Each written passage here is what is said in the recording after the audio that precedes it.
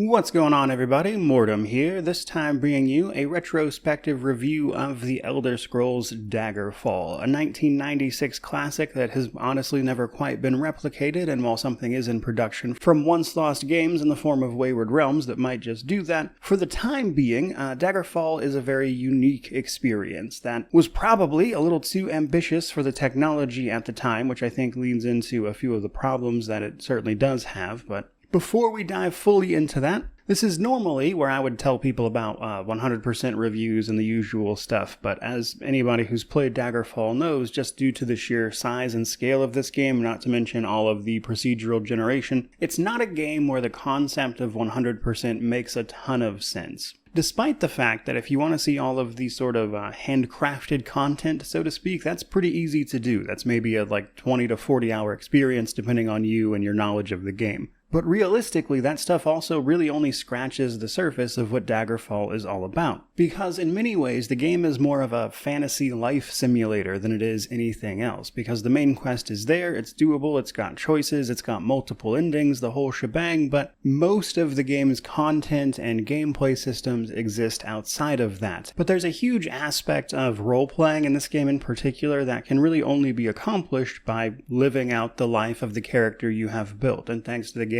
incredible character creator, you can largely define an incredibly specific character with drawbacks and advantages that are entirely your own, which will make for a situation where you can make characters that are less than ideal but still perfectly viable thanks to the game's robust systems, and then combine that with some sort of hidden stuff and the foundation of basically all of the Elder Scrolls lore today as you know it. As Arena, it was more concepts than properly fleshed out ideas. Daggerfall really sets the stage for a lot of it. And in that way, it's a really incredible game even by today's standards. Like I mentioned, there really isn't anything that does quite what Daggerfall does, even all the way here in 2025, which makes for an incredibly niche, unique experience with an old CRPG, and if you know the channel at all, that kind of thing is my bread and butter. Now, it's not to say there weren't problems, because in the original version, the DOS version, it was a very buggy game upon release. Even today, thanks to the procedural generation, if you're not using Daggerfall Unity, which is a sort of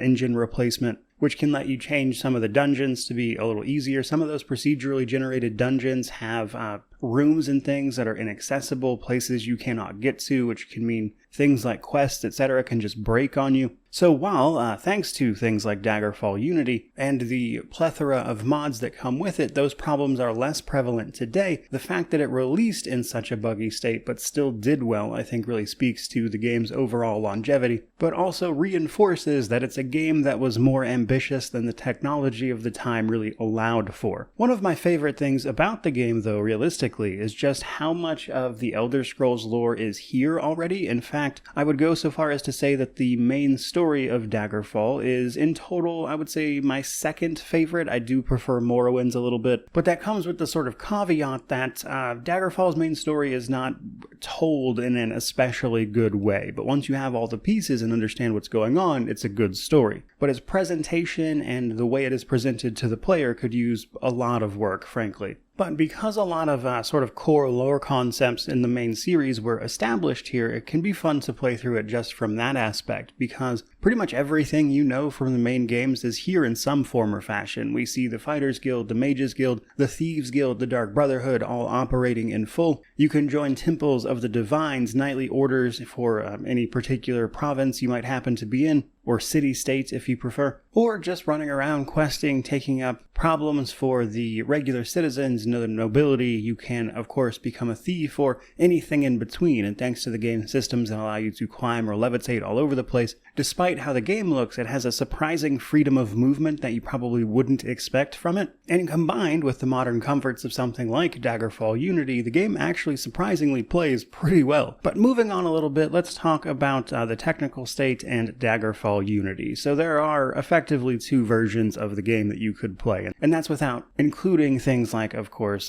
patches, mods, etc. And that basically comes down to the original DOS version or Daggerfall Unity. I would recommend Daggerfall Unity just across the board. If you're new to the game, it's the easiest way to get it up and running. It also comes with a variety of improvements, such as cutting out the labyrinthian dungeons that are way too large for their own good, while keeping, of course, the handcrafted ones as part of the main story. And it even does little things, like lets you swap the color of health and stamina to their modern equivalent instead of green for health and red for stamina, or fatigue as it's known, on top of all of the extra little features. But also even other stuff, like allowing you to toggle a click to attack. As the game originally used a mouse movement system, you can get rid of that if you don't want to. You can turn sneak into a toggle, turn the timing on quests into a countdown in your logs, you know how many days you have left, and just a whole host of other little quality of life improvements, while also just making the game run on modern hardware. Simply put, Daggerfall Unity is the way to play this game, and what's more, there is actually a whole host of mods that are also compatible with Daggerfall Unity. So while I'm going to be sticking to just the base game, like basically every Elder Scrolls title, Daggerfall comes with just a nonsense amount of mods that allow you to customize this experience into exactly what you want it to be.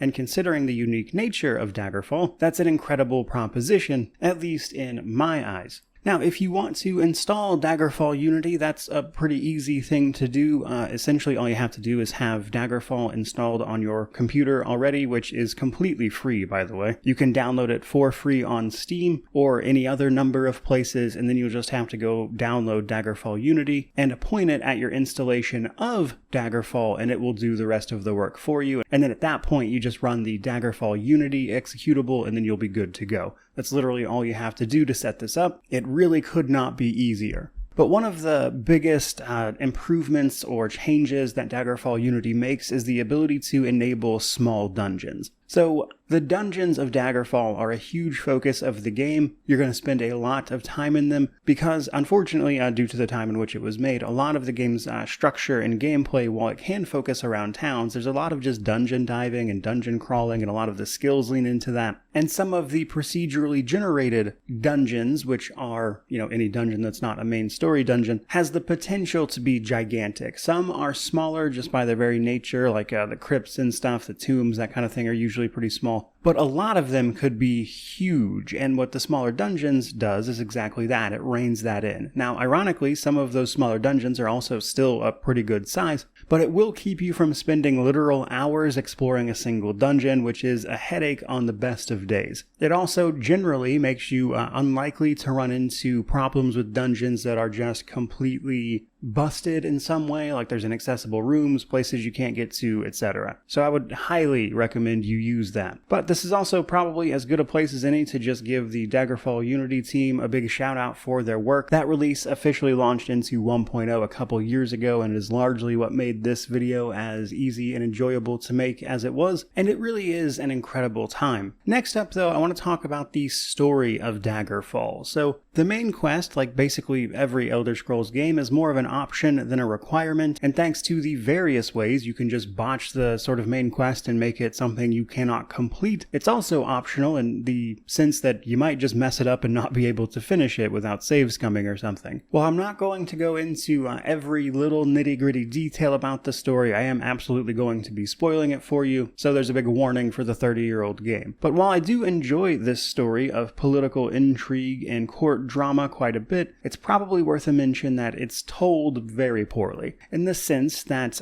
there's essentially two plot lines going on at the same time. The Emperor of Tamriel, thanks to whatever walk of life you've come from that put you into contact with him, has sent you as an agent into the area of the Iliac Bay, dealing with the regions of High Rock as well as the Alakir Desert, and a couple other regions, but that's kind of the general gist of it, centered around the Iliac Bay. Your goal here is basically two things: to put the ghost of Lysantis, who has been haunting the actual city-state of Daggerfall, and specifically the city of Daggerfall, following his death in a battle, and then also the Emperor sent a letter to someone that has gone missing, and he'd like you to find it if you have the time, but that's seen at the beginning as a sort of secondary goal, but actually is probably the actual reason you were sent to go do this. Now, it's never explicitly stated that you are an agent of the Blades, but you do interact with the Blades, and you are working for the Emperor, so there's that, I suppose. But the thing is, while you might try to do one or both of those goals at the same time, it ultimately, through the way the main quest is handled via level requirements to trigger these quests, as well as what you might just naturally stumble into, as some quests do require you to just go talk to people rather than be sent a letter, which is a common through line for most of the big quests in this game. A lot of these quests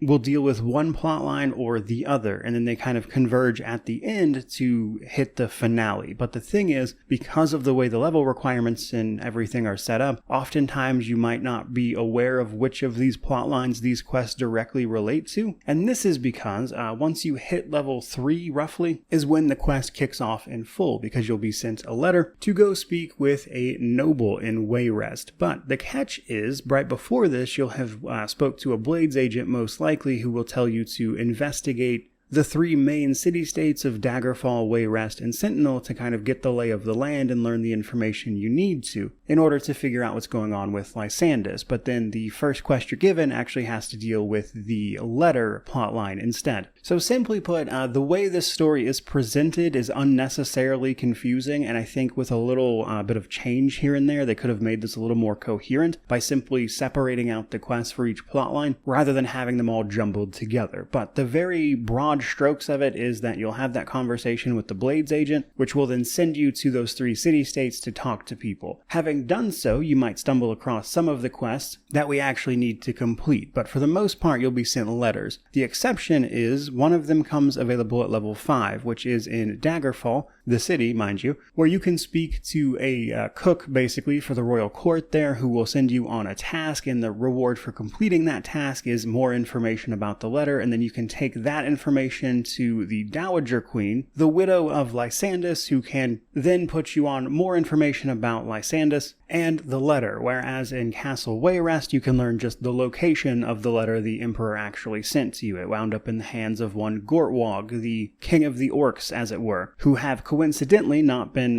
receiving citizen status until this game is over. But through helping Castle Sentinel and their royal court, you will uncover the location of Medora Dorini by helping them with some of their problems. Medora Dorini was a woman that Lysandus was having an affair with and planned to run off with, who can then help you put his ghost to rest. Now, if all of that sounds jumbled up and convoluted, that's because it is. That is just how the game presents it to you. But the slightly more coherent version is that the story of Daggerfall really begins before you even get there with the War of Bethany. Basically, Daggerfall and Sentinel had a war over an island that controls entrance into the Iliac Bay. It's since been settled, but this is actually probably a pretty good time to mention that a lot of these nobles and things will give you their own version of events, and some of them will outright lie to you. In fact, if you're paying attention to the story and everything, the Emperor lied to you in the beginning. But ultimately, King Lysandus of Daggerfall, despite largely winning the War of Bethany, was killed in the Battle of Cringane towards the end of it. Or at least so you're told, because that turns out to not exactly be true. Lysandus was planning on running away from his kingly obligations with his lover, Medora Dorini, who was his sort of court wizard. In order to facilitate this, he basically body doubled up at the Battle of Cringane, which is who was actually killed there, while he ran away with Lord Woodbourne of Wayrest, who ultimately has him assassinated. The orcs, Gortwog, tried to intervene because they were on friendly terms with Lysandus to save him, but that fails, and the whole thing was ultimately blamed on the orcs, which is at least in part how Gortwog gets pulled into it. And then, following this, or around the same time, Lysandus' wife learns about the affair with Medora and curses her to take up residency in her tower, Dorini Tower, on the Isle of Balfiera. And you come in and help her, and then she gives you the information to put Lysandus' ghost to rest, which is ultimately done by assassinating Lord Woodbourne, either by killing him yourself or taking his diary to someone who will do it for you. But doing all that will eventually put the ghost of Lysandus to rest, which allows us to focus on the other plot line, which is dealing with the letter that Emperor Uriel Septim sent. While this is initially mentioned as a sort of secondary objective that isn't that important, it turns out to be kind of the central focus of the main event or the climax of the story, because what the letter actually talks about is the Totem of Tiber Septim. The device, or for whatever reason, like a baby in terms of the actual items that are given to you in-game, is what can control, in combination with the Mantella, the Great Numidium, a giant sort of war construct that the actual Tiber Septim used to conquer much of Cyrodiil and Tamriel as a whole, which is what largely established the empire to begin with. and thus the Totem of Tiber Septim is a big deal. This letter was initially addressed to the Queen of Daggerfall, which at the time it was sent was Lysandas's wife, but as you can learn through a subline with the courier and everything who sent it, it actually wound up in the hands of the new Queen of Daggerfall, Queen Abukai, a princess from Sentinel who was married off to Daggerfall as part of their peace negotiations over the War of Bettany. She received this letter, realized that it was actually meant for her predecessor, Queen Minnesera, who is now the Dowager Queen, so she, instead of giving it to her, hides it in a letter, and then the cook, Sindasa, who had learned about this, sold that information to the Thieves Guild, who sold the letter, which is how it winds up in the hands of Gortwog, who actually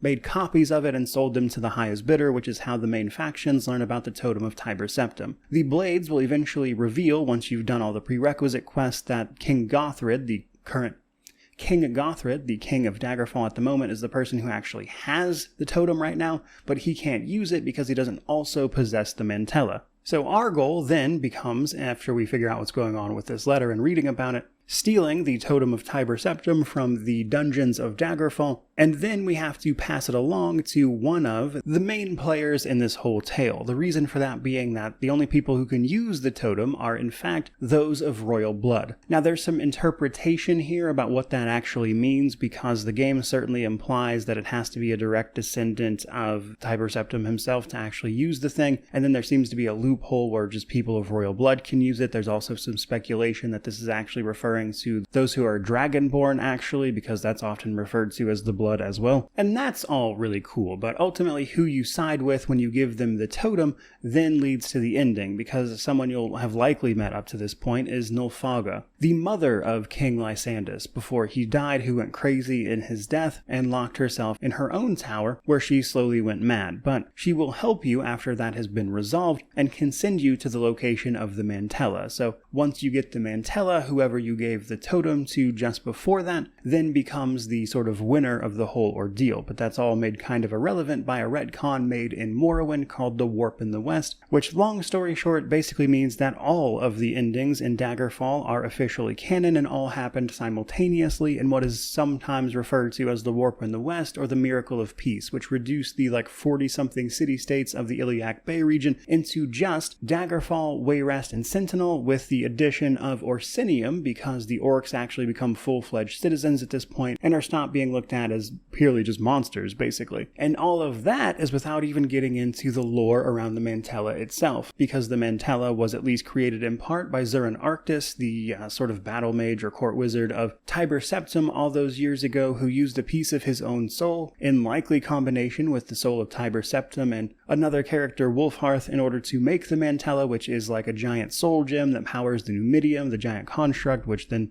went on to be misused by Tiber Septim, so Zurin Arctis destroyed it, but kind of destroyed himself at the same time, but due to the nature of the Mantella, wound up keeping him alive, which is how he became known as the Underking, which is the box art for Daggerfall. When that is released, because one of the endings sees the freeing of the Underking from his sort of tortured existence of undeath, releases these souls and becomes potentially what is known as Talos, or the god of man that we see later on, and it is such a big focus of Skyrim after their worship has been outlawed. So when you combine just all of that sort of word salad I just mentioned, I really love the actual story of Daggerfall, but the way it's told leaves a lot to be desired. Nonetheless, a lot of the lore, the sort of courtly intrigue involved is pretty cool, and in fact what I sort of alluded to earlier is that there are ways to fail some of these quests, leading you to just be locked out of the main quest in general. If you don't complete one of those quests in time, if you just outright refuse it when you receive it, or simply make the wrong decision during some of the quests that have decisions, like for instance giving Woodbourne's journal to the wrong person, or a few different other options, it's just very possible to fail the main quest, and that's really what most of the choices wind up leading to. And then in combination with the fact that all of the endings are canon, means that while there are choices, a lot of them sort of lack impact, to be sure. But at a high level, it's really cool and it deals with a lot of cool lore. I just wish it was more fun to actually experience from the gameplay side of things. But that does finally bring us to character creation. So obviously we're going to want to build a character to deal with all of that. And one of my absolute favorite things about Daggerfall is its character creator.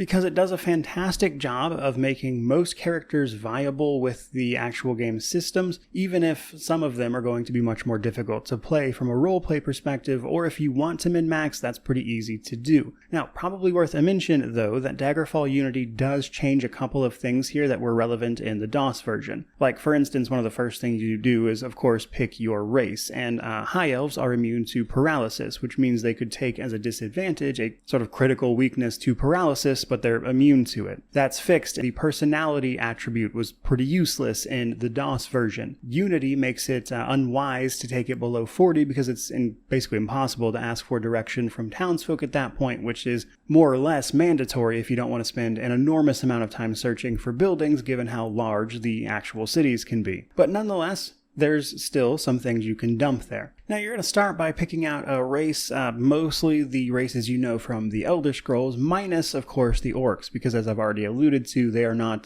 considered part of civilization at this point just yet. That's something they're trying to do in this game, which is a consequence of it, and as a result they are playable in the titles after this. But each of these races does, of course, come with their own special benefits and things, and while this is a sort of topic that's actually debated about the later games about which had more impactful special advantages for each race, the catch here is that some of them are useful, some of them not so much. Like, for instance, Argonians get reduced stamina or fatigue loss while they're swimming, but that's kind of useless because you don't get that much fatigue loss from swimming anyway, and also, while water does come up, it doesn't come up enough for that to be, like, useful. And you compare that to something like the Breton's 30% resistance to magic, which is especially helpful in the late game for this title. It's just a no-brainer. Whereas Dark Elves also get a bonus damage and chance to hit every 4 levels, which is huge for them. High Elves, like I mentioned, are just immune to paralysis. So some of them are really useful, some not so much. But by and large, I would tell you to just play the race that speaks to you the most, as none of them are absolutely game-breaking here. But once that's done, we have the option of generating our class via a bunch of questions, or of course choosing a possible class from a list of them, or creating a custom class from that list. As with any Elder Scrolls, the only true option is to just do that yourself, which brings us to this screen, where we're going to pick our primary, major, and minor skills. These are the skills that are going to level our character up, alongside our attributes. It also determines what bonuses we get to them straight away. So let's talk a little bit about the skills themselves. For the most part, these are what you would expect. Now, a few of them bear some mention, though, because in the 35 skills that we have access to, a lot of them are, in fact, languages. These will be represented like Harpy, Daedric, etc. All of those are languages. Language skills are not great, frankly, in actual fact. That can be changed with mods, of course, but ultimately what they do is give you a chance at pacifying monsters of that type, and even then, it's just a chance. So probably not something I would pick for anything but maybe a minor skill just for a little bit of roleplay option. And you compare that to basically anything else, and they're certainly going to fall off a bit. But for your primary skills, you obviously want the stuff you're going to use the most, which is your primary method of attacking. And then I also personally like to put Critical Strike up there because it helps with your chance to hit, despite the name maybe implying something else. And then probably a magic skill, because while obviously you don't necessarily want to play a mage with every character, it's worth a mention that Thaumaturgy is pretty universally useful because it comes with things like Levitate or Open spells, which can be really helpful. Now, the major skills and your minor skills are largely up to you in order to define your character. But I would pay special attention to climbing and running, as well as jumping. These are skills that effectively allow you to traverse the game world more effectively. Climbing can actually be surprisingly useful, as it will let you climb walls, you can get on top of buildings, etc. in town, and gives you a surprising freedom of movement. What's more, in combination with things like running and jumping, it's a skill that you can level up outside of a dungeon fairly easily, which makes leveling up your character that much easier. But to explain a couple others that aren't kind of immediately obvious, backstabbing literally it helps you hit enemies in the back, which means if you are a warrior trying to hit things up front, that's not necessarily the most useful unless you're combining it with stealth to get behind them ideally. Stealth might actually go up a little naturally because it will check stealth at the start of every encounter to see whether or not a creature notices you right away, but it's also an active thing that you can turn on to stealth around enemies as well, so there's some interplay there. lockpicking is basically what you would expect, but is generally seen as kind of useless because of open spells, which will potentially open doors for you, but you can also just bash them open by hitting them with your weapon anyway. Medical is actually pretty universally useful because it effectively allows you to treat wounds faster while you rest, which means you regain your health that much quicker while resting,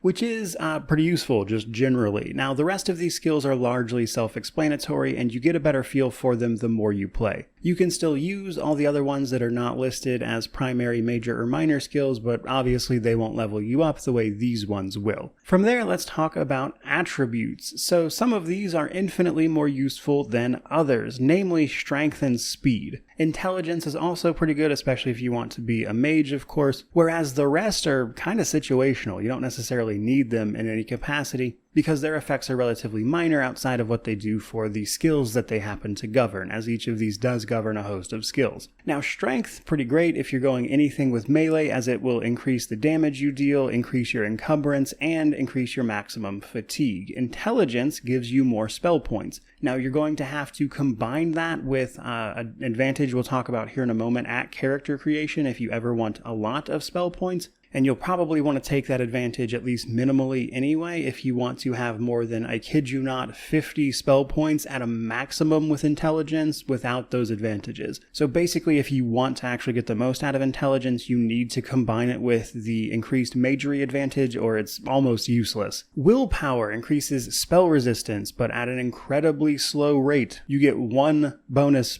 spell resistance, or 1% basically, for every 10 points of willpower, which is incredibly small. That is the same for agility, which governs your hit chance, but it gives it to you so slowly that raising agility is not really the best way to do that. Though in fairness, it will make it less likely for enemies to hit you as well, but that is again also something you can do other stuff to mitigate. Endurance, on the other hand, modifies how quickly you heal when you rest, your maximum health gained per level with a sort of baseline of 8 for most characters, and then of course more to how long your character can hold their breath on top of their maximum stamina. Personality modifies how NPCs react to your character, of course. Prior to Daggerfall Unity, you could just dump this entirely because you could have as low as 10, which is the lowest you can take it on this particular screen, and still get the information you needed from NPCs, so it was largely useless. But now you want to have at least 40 in this, so there's that. Speed, on the other hand, governs both how fast you actually move, but more importantly, it governs how fast you swing your weapon, to the tune of like 2 or 3 times faster at the maximum level. Speed is huge for a warrior. In fact, strength and speed, I would say, are the most important if you're going for melee. Then there's luck. Luck primarily, I would say, is most notably involved in the hit chance equation, but even then it's relatively minimal, and you can pretty safely dump this with little to no noticeable effects. But then we come to the fun part, which is advantages and disadvantages. These are going to, of course, help us define who our character is by giving them incredibly specific details.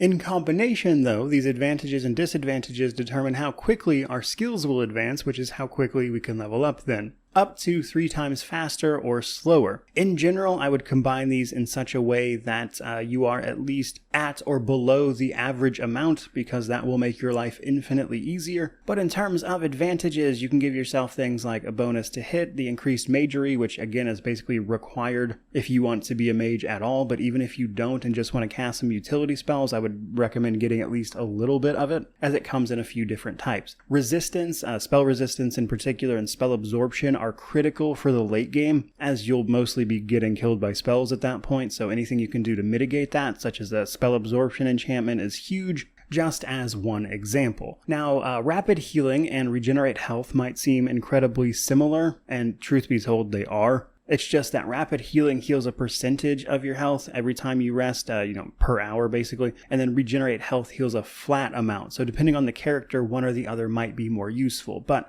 regenerate health, the general version of it, is way more expensive on your skill advancement than rapid healing is. So rapid healing is probably the route you want to go there regardless, because of how expensive regenerate health is. But all said, you have some interesting combinations in terms of advantages you can take to help define who your character is. Now, the flip side of that is, of course, disadvantages. Here is where you can choose to take critical weaknesses to certain types of effects, disease, poison, etc. And in fact, there, what you might want to do is take a critical weakness to disease to try to help you get the lycanthropy, which then makes you immune to disease anyway. You can also choose to take damage from the sun or holy places if you want to, of course, roleplay as some sort of vampire-esque thing by getting vampirism, obviously. You can choose to have your magery only work in darkness, which isn't as bad as it sounds, mind you, because most of the time you're going to be casting in dungeons and buildings, because the wilderness leaves a lot to be desired, as an example. And then you can also choose to take disadvantages to certain armor types by not letting you use them, or certain material types, which is huge, or weaponry, the inability to regen spell points, phobias of different things, etc. And all of those together just do a really cool job of letting you create the character you want to create in a way that I think a lot of games today could still take cues from. And in fairness, we actually do see some of them trying to do so. In fact, in terms of the modern Bethesda titles, I think this is actually something Starfield did, which was give you interesting options to define a character via things like their traits and whatnot that you could define. Those had interesting effects on the gameplay, and while obviously it's not exactly the same, that was one of the things that I was referring to when I was taking a look at that game, and I talked about how some of their return to RPG systems like that were hopeful for the future, at least for me. Now, following this, we get the option to define our character's backstory. We can do this ourselves, which will give us just sort of a generic one that is like a role you can save and load, or you can make these decisions yourself, which gives you the option of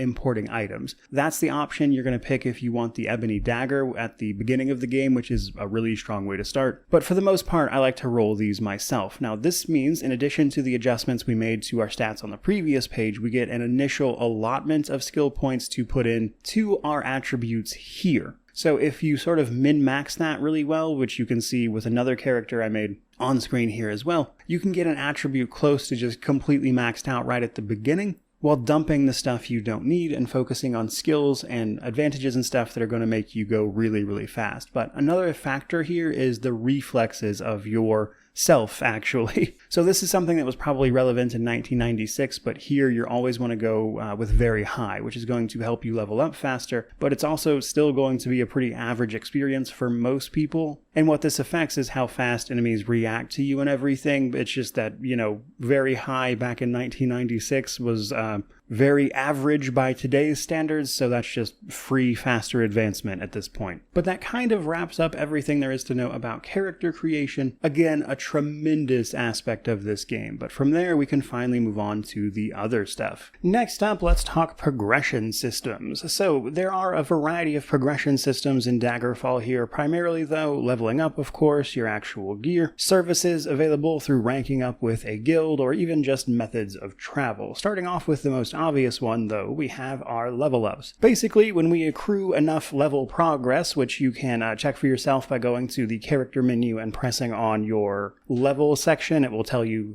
the percentage of progress you've made to the next level, which we earn by simply, of course, getting points in our main class skills. When we've done this enough, the next time we rest, we will, of course, actually level up, and the game will roll at this point 4 to 6 attribute points for you to spend, while also increasing your health and the like. Now, if you can time this right, you can actually save scum right before this happens and then just try to go for the max rolls if you are trying to make the best character possible, though. Now, the thing is, levels in this game are weird, because if you set it up properly, the actual max level is likely going to be somewhere between 29 and 30 most of the time, and if you are insanely min-maxy, you can push it all the way up to 32. That said, entirely unnecessary to go that far. In fact, you'll start seeing the best tiers of weapons and armor drop usually right around like 7 to 9, and pretty much anything in the teens is considered a high level. In fact, you can start wrapping up the story quests and everything right around level 10, because that's when they become available via their level requirement. And depending on your setup and how much grinding you've put into things, you may very well be able to take it on at that point.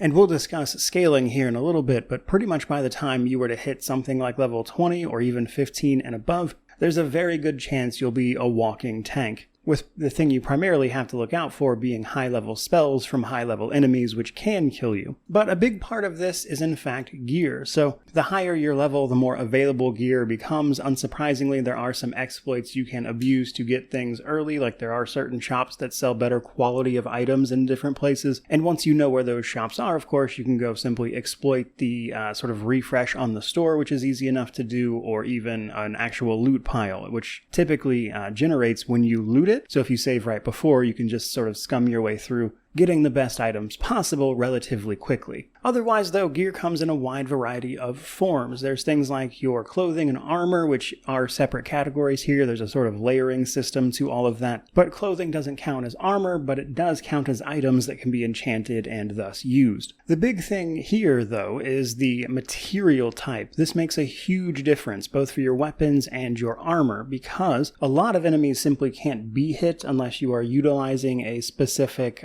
type of weaponry or a material, which is mostly a thing in the early game. By the time you get to the end game, pretty much every weapon type works against every enemy, so it's less of a hassle there. And because Daedric is actually available pretty early, you just have to work for it a little bit. It's not so bad, but it is something to know, especially in the first dungeon when you're likely to be encountering enemies that you physically cannot harm in most cases. The other part of gear, though, is just, of course, all your different accessory slots, which, while basic items for the most part, can later be enchanted, either by simply finding magic items that already exist that are made when you find them, or by enchanting those items yourself with a whole bunch of useful effects. In fact, most armor and everything you use has a condition, and enchanted items in particular will lose more health than normal simply by using their enchantments, which affects their item health, at which point those items have to be repaired before they can be used again. But Daggerfall Unity has a really clutch fix for this. There is an enchantment called Item Repair that normally only affects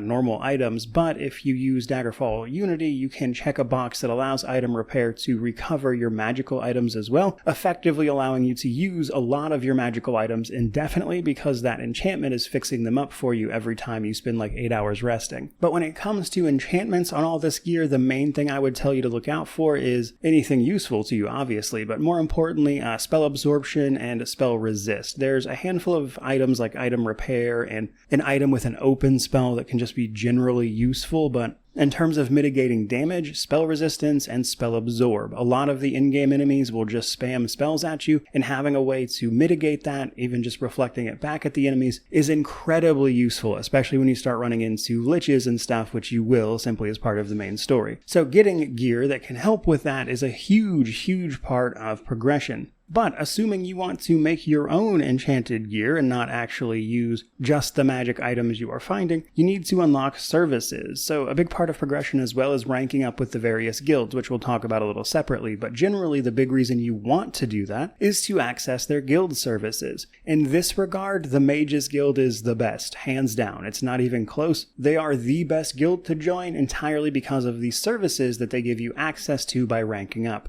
Immediately upon joining them, which you can do if you have any magic skill above a certain point, you'll be able to access the Spellmaker, which allows you to, of course, make all sorts of crazy custom spells with up to 3 simultaneous effects to allow you to do all sorts of insane stuff that is basically only limited by the spell points your character has, which leans back into the increased magery in character creation. It's genuinely a ton of fun to use that, especially when you start making really specific stuff for your exact character to handle specific problems. But at rank 5 in the Mages Guild, you get access to the Item Maker, or enchanting as it were, which is going to allow you to enchant items. Now, in the later series, you have to do this with a soul gem, basically, and apply that because they're enchanted that way. Daggerfall's a little different. That's just an option. It is possible to power your enchantments with soul gems, but doing so means that if the item breaks while you're using it, the enemy that you soul trap to do this just spawns in and you have to fight them, which is obviously something that changed later. And in order to do that at all, it also comes with a handful of disadvantages that are unavoidable, which means there is actually a certain huge drawback to using the soul gem method, with the other simply being that each item you have has a certain amount of enchanting points that you can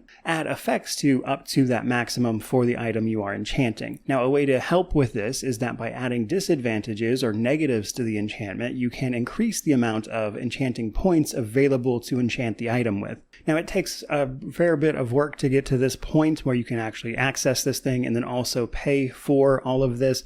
but it's well worth putting in the effort to do so, and while the amount of gold might seem like a lot initially, it's actually kind of chump change once you get towards the end game and you're hauling in just like hundreds of thousands of gold in every dungeon. Another guild service you can access later on though is actually potion making with the Dark Brotherhood. The nice thing about this is that it's free and you can make these potions, which are generally going to be helpful and have all sorts of magical effects, but they can only have one effect at a time, so it's going to pale in comparison to enchanting, but is generally nice simply because it's free if you have the ingredients. So in that way you can also do a little bit of crafting at the same time. But the other part of progression is actually in the form of travel. The Iliac Bay is known for being massive. A lot of things take place over the course of months and years in this game because of the fact that you have to travel between all of these areas. In fact, there is little point to exploring the wilderness of the game, especially because of how large it is. It is, to this day, I believe, one of the single largest game worlds ever made, thanks to its procedurally generated landscape. More on that in the gameplay section, though. Here, the main thing to know is that you can cut travel time down by acquiring a horse, which is also a good time to acquire a small wagon as well, which can hold all of your items while you are dungeoning around before you head back to town to sell it all. That gives you a massive increase to, of course, your carrying capacity via the wagon's separate inventory. Having a horse simply cuts down on travel time in general, but you can take that a step further by just buying your own ship. And in fact, these ships are very, very favorable in comparison to buying a house because they are massively less expensive and can serve primarily the same function in that you can dump all your items there without having to worry about them disappearing. And this has the added benefit of cutting travel time across the bay, where the direct line to where you're wanting to go would cross the actual bay area of the Iliac Bay, which can make travel time very, very fast, actually. So those are kind of all the different forms of general progression you're looking at, which will allow you to, of course, gain untold heights of power and become an unstoppable killing machine, as is tradition in many of these. Especially because, as you increase your skills, they, of course, increase in effectiveness. Some of them less so. For instance, I mentioned jumping during character creation. That's a great skill to level up specifically because it's really easy to train it. But functionally speaking, jump is rarely the best option because spells like levitate exist. You can climb even, so jumping isn't necessarily good in any other regard. So there are sort of gameplay elements where some skills, as they improve, just never get to a point where they're super useful, which is kind of how I feel about the language skills as well. But basically, there's a lot of progression that can see you coming up in the world, and of course, gaining all the power that is appropriate to go with it. Now, the next part of this video is, of course, the gameplay and world, which encompasses a lot because the Iliac Bay is massive. But I think probably the first thing to mention really is the procedural generation. So it's important to mention that the world of Daggerfall is in fact procedurally generated. However, it was procedurally generated back when the game was made, not every time you fire the game up, as an example, which means the locations, the places you go, they're all set. They are in the exact place that they always are, which means if you know where something is in the wilderness, you can go find it, which is important for things like the covens, which we'll get to here momentarily. However, thanks to the way the game's fast travel system works, there really just isn't much of a point in exploring the wilderness, not least of which because of how massive and empty it ultimately is,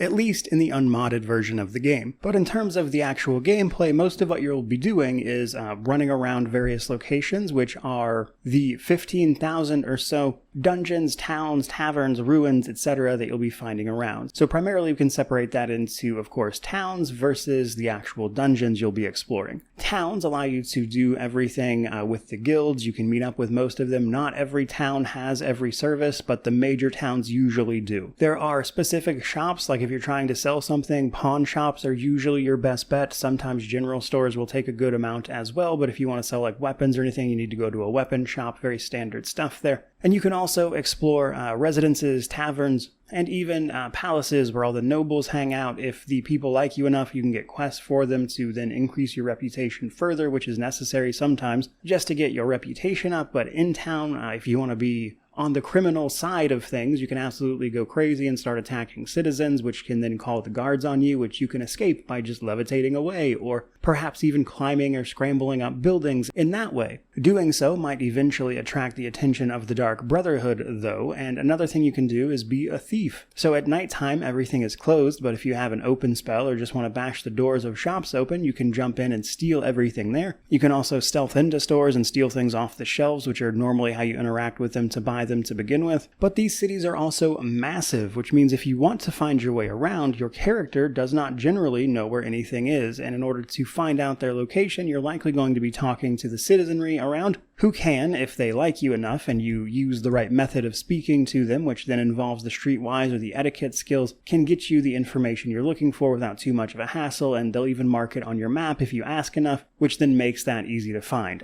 The initial Daggerfall Unity maps are also color-coded to help you out as well with shops and guilds, but it's worth a mention that some things won't be marked on the map until you know about them, such as the Thieves Guild or the Dark Brotherhood guild halls. Now, outside of towns, the other place we're going to be going to all the time is dungeons, of course. Those are more standard affairs, but they are potentially very, very large if you're not using the small dungeons, and they take a lot of time to explore in that case. And even with small dungeons, they're like probably 20 to 30 minute affairs even then. But you can gather up all your stuff, dump it into the wagon from the dungeon, and then fast travel back to town. But in order to facilitate that fast travel, you have to bring up your fast travel map and then decide how you'd like to travel there, cautiously or recklessly, stopping at inns using ships, basically determining the general path. And then depending on what you own and what you have to pay for, you'll get a gold cost for this fast travel, as well as how long it's going to take you, which is really important because most quests in this game have some sort of time limit involved once you start them. You don't have forever, outside of a few cases, but they're more the rarity than anything else. And as an example of that, actually, most quests, the procedural generation stuff that you can get from any individual in an inn, potentially the nobles at the fancier places, or even just the guild halls, follows a basic structure, which is usually go get the quest, travel somewhere, usually a dungeon, to go deal with said quest, find whatever item it is, kill whatever beast you need, and then come back to town to turn it in. Some quests don't always do that. There are quests, especially the Thieves Guild as an example, that actually don't really leave town at all because they send you on quests to steal things, but they are still just sort of Radiant-esque quests. They do a fairly good job, actually, of providing enough flavor text to these to make them interesting, but they still don't ultimately lead anywhere, which is why, then, people often talk about Daggerfall in the sense of it being a fantasy life simulator. You can set up this character, the life they have, the city they live in, what they get up to on a daily basis, because time is passing, of course, and it offers a level of go here, do whatever it is you can manage to do with your skill set, level of freedom that even some of the later games have a hard time matching, to be honest.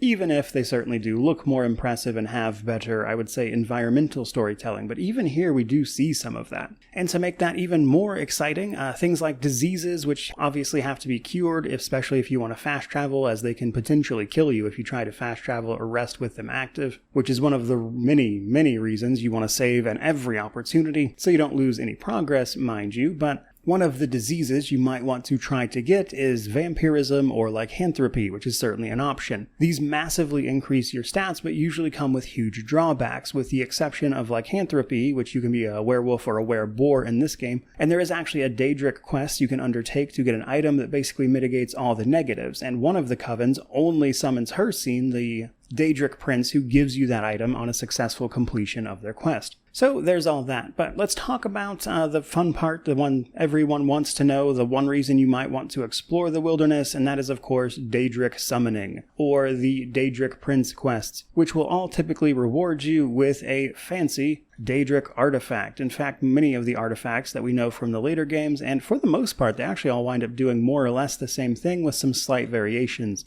But given how you can usually just make better items with these, then these in the end, only a few of them wind up being truly great, such as the Skeleton Key or the Augma Infinium, which gives you a massive 30 attribute boost bonus to however you want to spend it. And because of how limited attribute points are via level ups, the 4 to 6 range, that 30 from that is huge. But how do we go about this? Well, basically, if you want to summon a Daedra, you have to quite literally summon them, which requires the services of a Daedra summoner, which can be found in temples the Mages Guild, or the Covens out in the wilderness. Temples will not summon a Daedra that is opposed to their beliefs. More on temples in a little bit here, but each of them has a little something unique going on. But both temples and the Mages Guild will only summon a Daedra on their summoning day, which are very specific days in the calendar year that's passing that those Daedra can be summoned if they deign to respond at all, as sometimes it can just fail based on whether or not that Daedric Prince likes you, the province you are trying to summon them into, or the city-state, and even a few factors like the weather on occasion. So sometimes the summoning will just fail, which sucks because it costs an enormous amount of gold for something that can just straight up fail, which means you likely want to save before you attempt this. Now, the Mages Guild has the upside of the fact that they will summon any Daedra as long as it's the right day, but realistically, the best option for summoning Daedra is in fact the Witch Covens scattered around the bay, as they will summon Daedra on any day, but unfortunately it is a random Daedra that they will summon, so you can't actually pick which one you want.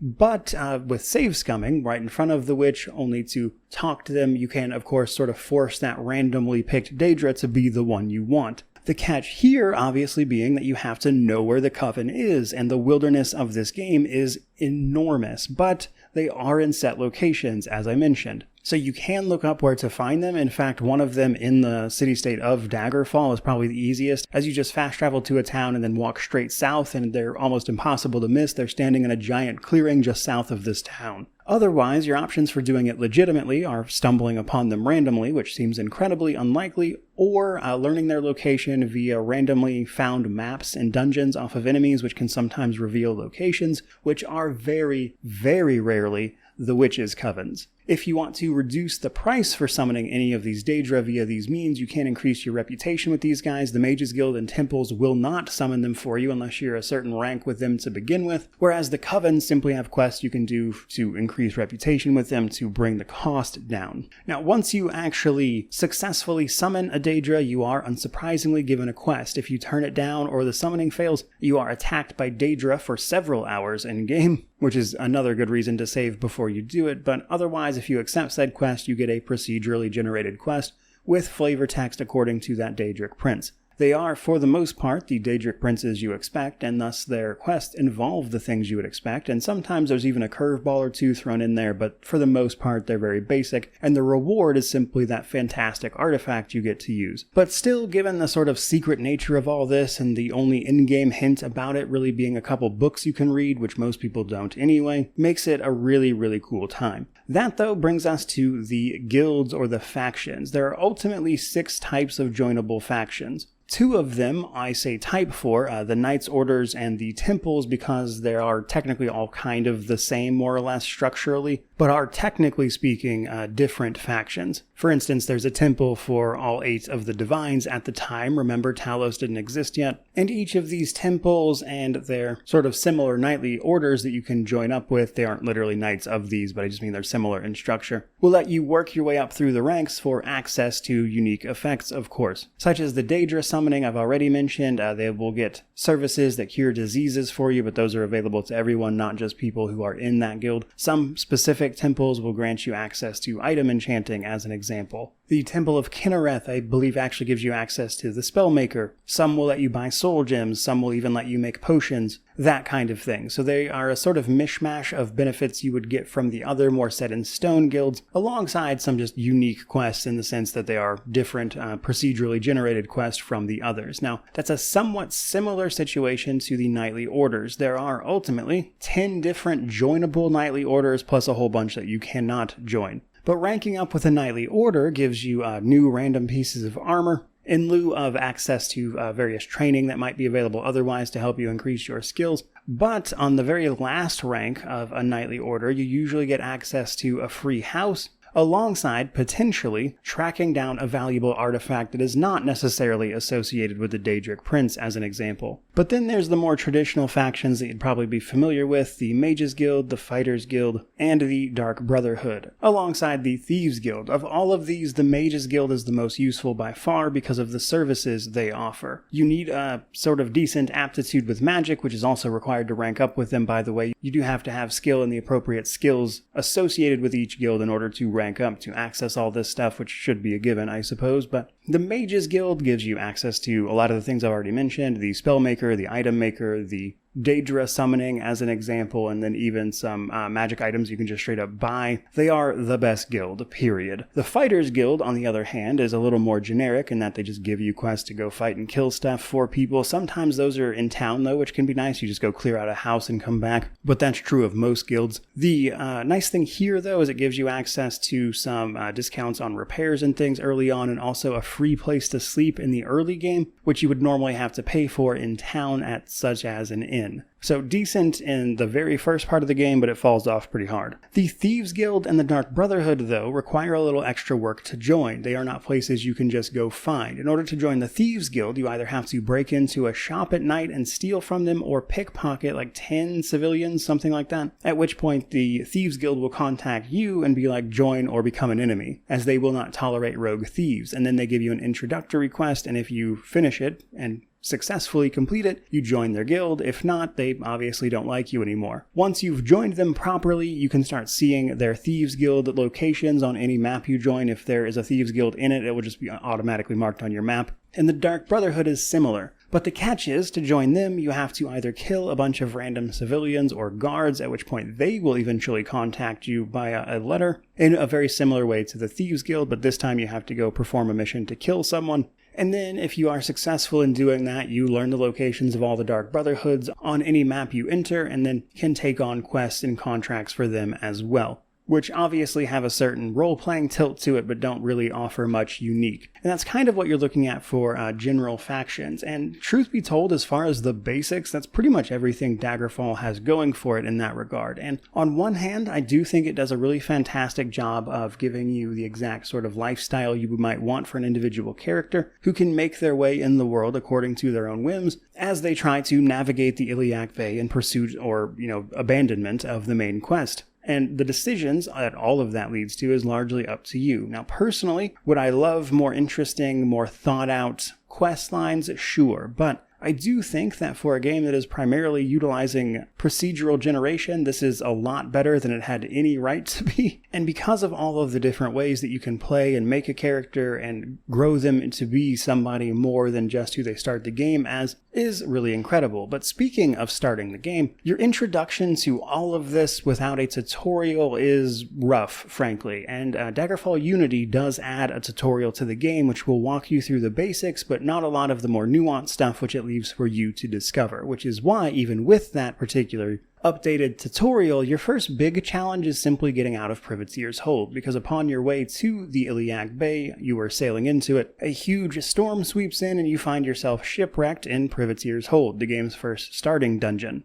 And this is likely to be where you learn a lot of hard lessons about the build you just made, as well as what this game has in store for you. For starters, that it's hard, honestly. You're going to die a lot, especially as you get to grips with what does what and, what the best options are in any given situation. It's also going to provide a sort of impromptu tutorial in terms of the things you can actually interact with in the map, because while there is a little bit of environmental storytelling in the dungeons, most of it is a little sparse, as you'd probably expect from a game this old, and learning what you can interact with and what is just scenery in these sort of 2D flat sprites takes a little bit of know-how, but you will eventually sort of get a feel for what you can generally interact with or not, which is especially important for the later main story dungeons, which can be still very large because they are not affected by the small dungeons option, and they involve ever more elaborate puzzles that honestly I don't think you should feel any shame for simply looking up the solutions to, because some of them are esoteric, let's say. But all of those things are lessons you're really going to need when it comes to combat. So combat is kind of surprisingly simple. It basically comes down to your usual archetypes, with the nuance being how you can string those things together. So you basically have your standard melee, ranged, archery, or sort of sneak approaches to combat. Missile weapons are pretty straightforward. They work like any other ranged weapon does, but obviously the 2D plane can make that a little bit strange, because just like Morrowind especially, everything is happening as dice rolls behind the scenes, meaning that anything you're physically making contact with is not actually literally hitting the enemy. It's performing a dice roll to see whether or not you successfully hit, which can take some getting used to for some people, but honestly, this is the kind of game that is old enough that I think just the visual style of it goes a fair ways to sort of obfuscating the literal actual hit mechanics, so it doesn't bother me as much as it does in Morrowind, kind of bizarrely enough. Combine that with the fact that you have to have the right material type to hurt certain enemies, and you've basically got your standard setups at that point. So melee, pretty basic. You're going to run in, hit enemies obviously, and try to avoid dying, which in the late game basically comes down to avoiding spells for everyone, which is in the form of spell resistance, spell reflect, or spell absorption. Ranged weaponry I think is pretty self-explanatory. It can just look a little odd in this particular setup, but is otherwise more or less what you'd expect. Now, it is possible to use both of those in a sort of sneaky capacity, but it's a little difficult to do because stealth is a little awkward in this game, as it is something you can toggle and sneak around on, but then enemies will roll to see whether or not they discover you as you start sneaking around them, and in the early game that's just really hard to do. It is technically an option, but I do think you're probably going to struggle with it, if that is like the sort of playstyle you're trying to go for. Which then, of course, leaves us primarily with the magic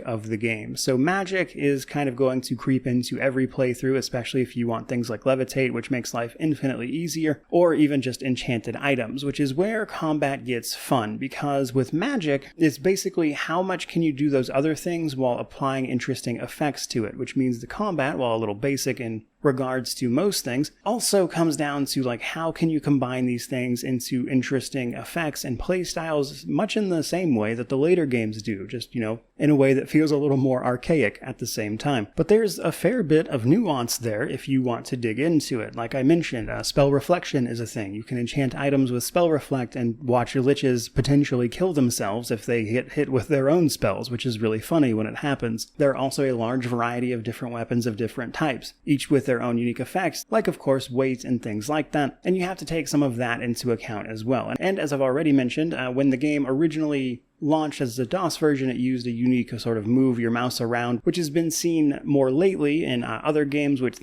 similar systems, in the sense that the direction of the mouse and the way you attack with it is important, but has kind of largely fallen by the wayside otherwise. Luckily, Daggerfall Unity implements that click to attack to make all of it substantially easier. Otherwise, you could always use attack magic, of course, if you want to lean fully into being a mage. Now, beyond all of that information, what you see is pretty much what you get. It's basically just how can you combine those effects to do cool stuff in combat, and can you think of a way to play that in a way that works for you with the weapons you want to use and everything. So as a result, it can be as simple or as elaborate as you would prefer. Do you want spell reflect? Do you want to keep it simple and just charge in with your weapons? Or do you want to attack from range with a bow to give yourself a little breathing room? Do you want to go full on battle mage? Do you want to do something more elaborate, like finding ways to paralyze enemies and then watching them slowly die? But then of course the other side of that is simply mitigating incoming damage. Now something like dodging can really help you out here. That will make it more difficult for enemies to hit you, which will come up naturally a little bit just as you play, but if you make it one of your main skills, you can then of course mitigate damage by simply not being hit, because you are getting better and better at dodging. Outside of course, just finding and wearing better material types for armor. Or maybe if you want to embrace like Lycanthropy or the vampirism, you can go those routes and actually use those transformations, such as utilizing Hircine's Daedric artifact to control your Lycanthropy transformations, combined with hand-to-hand skill to make you a really effective werewolf or wereboar who attacks that way. That's also a valid strategy as an example. Or another one that I used a lot personally was I enchanted my main weapon with a vampiric effect, so when I hit or killed enemies, I would typically absorb their health, mitigating a lot of incoming damage I had from being a sort of melee fighter. You might be tempted to put paralysis on a weapon, but I didn't personally find that super useful, and it's probably better used as a spell. Or maybe you want to do some more fun stuff. You want to lean into the climbing or the terrain traversal, which is surprisingly robust for this particular game, which will then allow you to, via things like climbing, get up to certain places where enemies can't reach you before raining hell down with like arrows or even magic as an example. So again, what you get out of combat with this game, as old and clunky as it may look, is really down to your own imagination and how you can combine everything this game has going on and what you've done in character creation into an interesting approach and build. And in that way, it feels every bit as free and enjoyable as the later games do, even if it is a little more difficult to get into those systems at times. Now, the last thing I wanted to mention for combat is actually level scaling, believe it or not. So there is scaling in Daggerfall, but it's much more, I would say, minor than it is in some of the later titles, for sure. But the important thing to know, I suppose, is that the enemies you run across are, discounting humans, static. That is to say that if you encounter a rat, it is what a rat is, and then if you encounter a lich or an ancient lich, they always have the same stats and everything, with one exception, and that is humanoid enemies, the knights, the warriors, etc. They always spawn in at whatever level you are, which means the loot they drop is more useful. Now, outside of the spellcasters, it's kind of whatever, none of them are particularly strong, but some of the spellcasters with their high-level spells can be annoying, to be honest. But basically, there is a point where you will mostly outlevel everything you encounter, and honestly, their levels aren't that crazy anyway. Now, what does change as you level up is the dungeons. They scale to you technically in order to facilitate all of this, and while the monsters themselves don't really change, what does change is the monsters you will encounter. The higher level you are, the more likely you are to encounter higher level monsters like lamias, liches, ancient vampires, that kind of thing. Some enemies are static, especially in the handcrafted dungeons, in the sense that there will always be a certain type of enemy in that place, but in the randomly generated ones, it kind of scales and spawns to what you have going on, which I think is worth knowing in terms of combat. And then finally, after all of that, it's time to talk about the Steam Deck. So you can absolutely play Daggerfall on the Steam Deck, and it plays quite well there, but you do have to do a little extra work, which is namely, this is the easiest way, by the way, of course, get the game over on Steam. Switch the Steam Deck to desktop mode, at which point you can install Daggerfall Unity, point it to your installation on the Steam Deck, which will get it set up for desktop mode. And then if you go into Steam mode and then add it as a non-Steam game, that is to say the Daggerfall Unity version, not the version you just downloaded in Steam, you can get it up and running on the Steam Deck in both modes relatively easily, and it unsurprisingly plays pretty well there if you are willing to set up the controls, which obviously for a game this old that originally released on PC, it does not have native controller support, if you'd believe it. But if you're willing to jump through a few hoops, absolutely doable. Which brings me to my positives and negatives before we finally start wrapping this one up. So the positive side of things for me is really just the character creating and the role playing. I cannot honestly think of a game that I've had this much fun just creating different characters to play or try as, since probably something like just Pathfinder Wrath of the Righteous, which I really enjoy for similar reasons because of how in-depth character creator is via the Pathfinder rule set. I get a lot of those same feelings here, and that really is fantastic to enjoy. And then taking all of those really unique characters and finding unique ways to play them in this absolutely gigantic world kind of is the largest appeal that it has as far as I'm concerned. But while I probably wouldn't recommend running through it twice, the broad main story of the game touches on and establishes a lot of the really fantastic lore that is then later followed up on in later entries of the games. And getting to experience that firsthand, especially with things like the Underking and the Numidium, etc., are just really fun to actually see in-game. Unsurprisingly, though, there are a few negatives, and truth be told, I think the vast majority of them could be summed up simply by looking at the game. I mean, you've seen the video at this point. I would imagine you can kind of look and see most of the negatives. There's plenty of things that are unintuitive, barely explained, and even the stuff that was explained in the manual before I start getting comments about that was sometimes just wrong. For instance, the manual that came with this game, due to the ever-evolving nature of things like that back in the day, actually does contain information that is not accurate, which is then not helped almost 30 years later when you're trying to learn about it, but obviously guides have caught up to it and it's easy enough to get a handle on as you move further. Probably the easiest example of something like that is actually the Critical Strike skill. So Critical Strike in-game is described as a skill that is going to give enemies extra damage when you hit, but that's not what it does. What Critical Strike actually does is give you extra hit chance. And the game is littered with things like that, which in combination with its general clunkiness because of its age makes it a little hard to get into, especially for newcomers. And I think Daggerfall Unity has done a fantastic job of making it more accessible. It doesn't change the fact that it still certainly poses a barrier to entry, to be sure. Now, beyond that, the two things that annoy me the most are a lot of the time limits and then the flow of the story. I love the story, but it's told very poorly in the sense that so much of it is disjointed, triggering at different levels. Some comes to you in the form of letters, others you have to go track down by talking to the three main kingdoms, Daggerfall, Sentinel, and Wayrest nobles, and it can quite frankly be difficult to follow, which then isn't helped along by the fact that it's not really optional in the sense that if you don't do those quests as you get them, the time limits expire, and then you potentially just straight up fail the main quest because you messed up one of these quests. That's a giant pain. I don't like that at all. Glad that's kind of gone by the wayside here lately. But that does ultimately bring me to my conclusion. Daggerfall in 2025, or almost 30 years later, is honestly, if you can get into it, incredible. There's so much about this game to love that honestly just is not replicated anywhere else, which is why the prospect of the Wayward Realms from Once Lost Games being made by at least a couple of the developers that are the same who worked on Daggerfall is really exciting, because so much of this game I couldn't help but feel like if a modern game took a crack at some of this stuff, it would just be awesome. In fact, if you were to fill this world with a little more handcrafted, curated content here and there,